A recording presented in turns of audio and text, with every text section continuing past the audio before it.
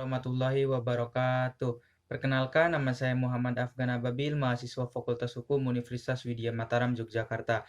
Dalam kesempatan kali ini, saya akan menjelaskan sedikit tentang sentralisasi izin dalam Undang-Undang Minerba Nomor 3 Tahun 2020. Nah, perlu teman-teman ketahui bahwa Undang-Undang Minerba tahun 2009, yaitu terletak dalam Undang-Undang Nomor 4, itu memberikan izin kepada pemerintahan daerah dalam mengatur proses perizinan. Karena hal ini seiring dengan perjalanan otonomi daerah pada pasal 18A Undang-Undang Dasar 1945, pembagian kewenangan antara daerah dan pusat merupakan semangat desentralisasi yang dilakukan pasca reformasi, di mana daerah diberikan kewenangan dalam mengatur dan mengelola sumber daya alamnya. Hal ini guna memberikan kemanfaatan bagi masyarakat di sekitar sumber daya alam agar dapat terpelihara dan juga merasakan manfaat dari pengelolaan sumber daya alam yang ada. Namun, hal itu menimbulkan peliknya birokratisasi yang terjadi dalam proses perizinan. Hal ini mengakibatkan terhambatnya investasi yang masuk terhadap sektor minerba. Banyak para pemilik modal terkendala dalam perizinan administrasi yang karena berbelit-belit, mulai dari pemerintahan daerah dan juga ada peraturan nomor 43 tahun 2015 tentang di Menteri ESDM. Akhirnya terjadi tumpang tindih inilah yang membuat pemerintah merasa perlu menghadirkan sebuah undang-undang baru yang dapat menjadi sumber hukum yang harmonis dengan cara menarik kewenangan izin dari pemerintah daerah kepada pemerintah pusat terkait perihal izin terkait izin pertambangan. Namun hal ini banyak menimbulkan masalah terutama terkait dalam otonomi daerah. Jika kita lihat dalam hal ini ada satu asas hukum yang dilanggar, yaitu undang-undang yang lebih tinggi itu mengalahkan undang-undang yang di bawahnya. Perlu kita ketahui bahwa otonomi daerah diatur oleh Undang-Undang Dasar 1945 Pasal 18A. Namun, dalam Undang-Undang Minerba, perizinan itu diatur oleh UU Minerba Nomor 3 Tahun 2020. Tentu ini menimbulkan permasalahan hukum ketatanegaraan bagi masyarakat Indonesia. Hal ini juga mengkhawatirkan bagi para masyarakat daerah karena mereka khawatir ketika izin ini ditarik oleh pemerintah pusat, maka sentralisasi ini hanya akan memberikan keuntungan bagi para pemilik modal dan juga pemerintah. Masyarakat di daerah khawatir tidak akan terlibat dalam proses pengawasan dan juga keterlibatan mereka dalam pertambangan ini.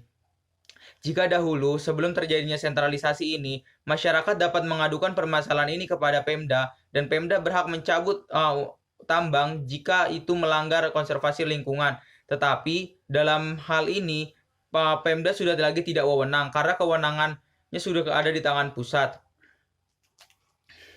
Pemerintah provinsi pun demikian. Nah, hal inilah yang menjadi salah satu permasalahan dalam undang-undang sentralisasi minerba yang ada.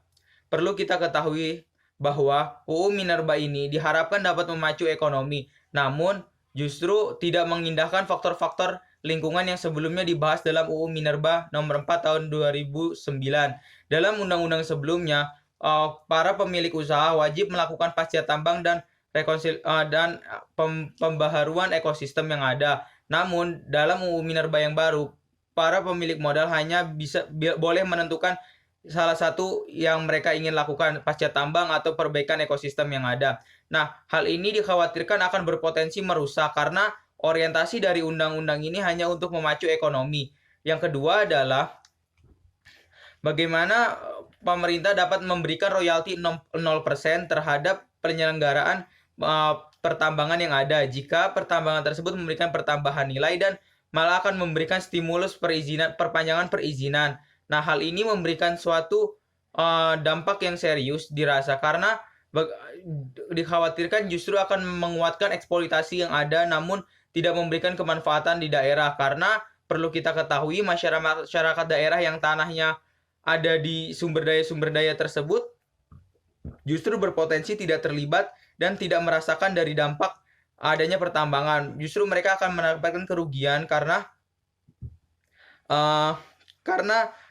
eksploitasi yang begitu masif di lingkungan hidup mereka tanpa ada jaminan pemulihan kembali dari pihak tambang.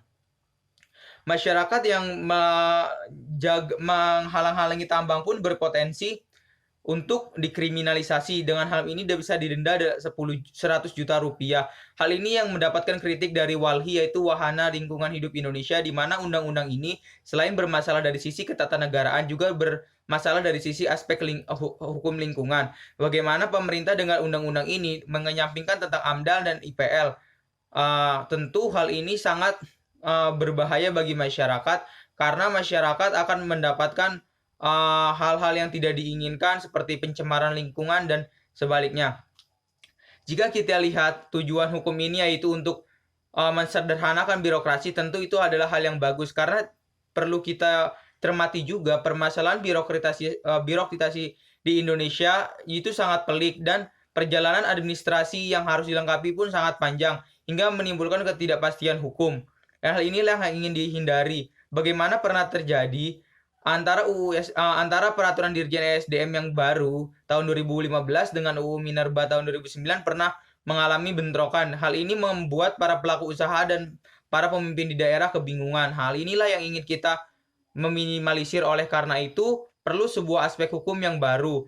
Nah, jika kita tinjau dari asas hukum, maka undang-undang ini sebenarnya adalah undang-undang yang baru akan mengalahkan undang-undang yang lama. Artinya, undang-undang ini akan mengalahkan UU Minerba tahun 2009 dan menjadi aspek hukum yang baru. Dan juga kedudukan hukum UU Minerba ini bisa menjadi lex spesialis. Artinya apa? Lex spesialis ini adalah hukum yang berlaku khusus ketimbang UU Otonomi Daerah. Karena UU Otonomi Daerah itu lex generalis. Kenapa disebut lex generalis? Karena UU itu mengatur undang-undang tentang perizinan di otonomi daerah itu secara keseluruhan. Sedangkan undang-undang ini bisa dikategorikan sebagai undang-undang yang khusus mengatur tentang perizinan minerba. Nah, hal inilah yang membuat kajian tentang aspek hukum dari undang-undang ini sangat menarik. Bagaimana dari kita tinjau dari dua asas itu, undang-undang ini memasuki kriteria, yaitu yang tadi lex spesialis, de jure lex generalis, dan juga yang satu lagi adalah undang-undang yang berlaku baru itu mengalahkan undang-undang yang sebelumnya. Tapi di sini juga permasalahannya adalah undang-undang yang lebih tinggi mengalahkan undang-undang yang di bawahnya, yaitu Undang-Undang Dasar terkait UU Otonomi Daerah. Permasalahan ini sempat diajukan ke MK. Namun MK menolak menguji uji materi ini, yaitu uji materi material, yaitu uji materi substansi isi dari undang-undang ini apakah bertentangan dengan konstitusi. Namun saat diuji di MK memutuskan bahwa undang-undang ini tidak melanggar hak konstitusi warga negara dan tidak bertentangan dengan undang-undang dasar. Berarti pertentangan antara aspek undang-undang tentang asas hukum sebelumnya itu yang tentang bagaimana undang-undang yang lebih tinggi mengalahkan undang-undang rendah tidak terpakai dalam kasus hal ini. Yang kedua adalah uji formil. Ada para penguji melihat bahwa undang-undang ini cacat formil dalam proses pembuatannya. Namun saat diajukan kembali kepada MK, undang-undang ini dirasa tidak bermasalah secara formil. Artinya undang-undang ini oleh MK dirasa akan menjadi landasan hukum yang tepat dalam proses birokratisasi yang terjadi dalam UU Minerba yang baru. Harapannya dari pemerintah dan legislatif adalah undang-undang ini dapat memberikan stimulus ekonomi yang baik terhadap negara. Tapi di sisi lain banyak para pemerhati lingkungan itu merasa keberatan karena dikhawatirkan undang-undang ini akan menjadi permasalahan baru terhadap lingkungan hidup di Indonesia, seperti kajian-kajian yang dilakukan oleh JATAM, Jaringan Advokasi Tambang Indonesia, dan juga Wahana Lingkungan Hidup Indonesia, itu WALHI. Hal ini sangat menarik terkait tentang hal ini. Selepas dari kajian ketatanegaraan, juga terkait dari aspek hukum lingkungan, karena undang-undang ini menyangkut hajat hidup orang banyak yang sangat kompleks terkait permasalahannya. Di satu sisi undang-undang ini memberikan suatu sarana baru terhadap